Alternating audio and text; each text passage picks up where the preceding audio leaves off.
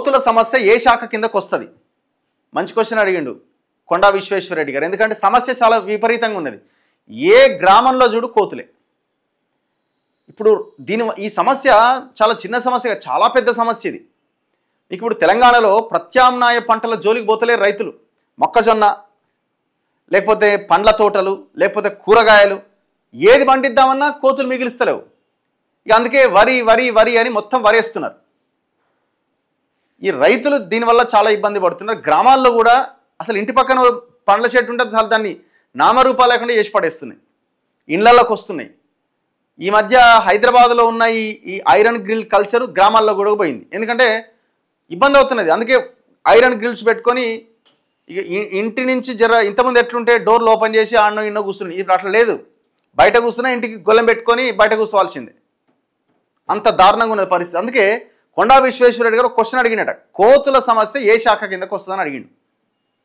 లోక్సభలో ప్రస్తావించిన ఎంపీ కొండా విశ్వేశ్వరరెడ్డి వాటిని నివారించేందుకు చర్యలు చేపట్టాలని కేంద్రానికి విజ్ఞప్తి.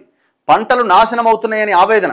వికారాబాద్ జిల్లా రైతుల పరిస్థితిని వివరించిన ఎంపీ బాధ్యత వహించేందుకు నోడల్ మినిస్ట్రీని కేటాయించాలని వినతి. అబ్బా, మంచి ప్రశ్న అడిగారు మొత్తానికి.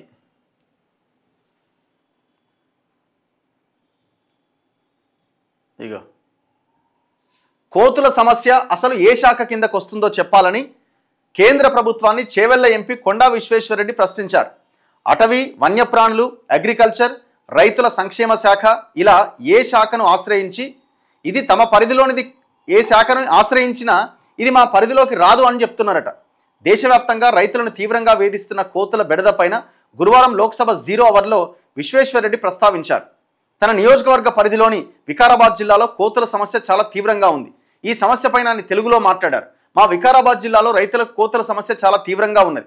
పంటలన్నీ నాశనం అవుతున్నాయి. కోతుల బెడద నివారణకు నోడల్ ఏజెన్సీని ఏర్పాటు చేయాల్సిన అవసరం ఉంది. కోతుల బెడద ఒక జిల్లా తెలంగాణకు మాత్రమే పరిమితం కాలే, ప్రస్తుతం జాతీయ స్థాయి సమస్యగా మారింది. ఏ శాఖను సంప్రదించినా ఈ అంశం తమది కాదని అంటున్నారు. దీనిపైన తాను సమాచార హక్కు చట్టం కింద అప్లై కూడా చేశాను. అయితే విస్తుపోయే సమాధానం ఇచ్చిరట. జనావాసాలు, వ్యవసాయ పంటలకు జరిగే నష్టానికి తమకు సంబంధం లేదని అటవీ శాఖ చెబుతున్నది. వ్యవసాయ శాఖ కానీ పశుసంవర్ధక శాఖ కానీ దీనిని తమ బాధ్యతగా స్వీకరించట్లేదు. దీంతో కోతుల నియంత్రణకు బాధ్యత వహించేవారే లేకుండా పోయారు. ప్రత్యేక మంత్రిత్వ శాఖ ఏర్పాటు చేయండి. పంటల నష్టంతో రైతులు నష్టాల పాలు కాకుండా కోతులు, అడవి పందులు, నీల్గాయ్ లాంటి జంతువుల బెడదను నియంత్రించేందుకు బాధ్యత వహించేలా ఒక ప్రత్యేక మంత్రిత్వ శాఖ నోడల్ మినిస్ట్రీని తక్షణమే ఏర్పాటు చేయాలని కేంద్ర సర్కారును కోరారు. అలాగే కోతుల నియంత్రణ, నివారణ, నిర్వహణ కోసం జాతీయ స్థాయిలో స్పష్టమైన మార్గదర్శకాలు రూపొందించాలి. రైతుల జీవనోపాధి దెబ్బతినకుండా ఉండేందుకు స్పెషల్ నేషనల్ ప్రోగ్రాం ప్రారంభించాలి. అనంతరం ఢిల్లీలోని తెలంగాణ భవన్లో మీడియాతో మాట్లాడుతూ రాష్ట్రంలో జరుగుతున్న పంచాయతీ ఎన్నికల్లో ఈ కోతుల అంశం కీలకంగా మారింది. కోతుల బెడద పరిష్కరిస్తే సర్పంచ్గా గెలిపిస్తామని ప్రజలు అంటున్నారు. చూసినాం కదా కొన్ని గ్రామాలు. ఇప్పుడు ఆడ జనగాం నర్మెట్ట దగ్గర కోతులన్నీ బట్టి అడవిలో వదిలేసి వస్తున్నారు సర్పంచ్లుగా పోటీ చేసేవాళ్ళు. సో ఈ సమస్య చాలా తీవ్రమైన సమస్య. అవసరమైతే ఒక మంత్రి పదవిని ప్రత్యేకంగా కేటాయించాలని అడుగుతున్నారు కొండా విశ్వేశ్వరరెడ్డి గారు.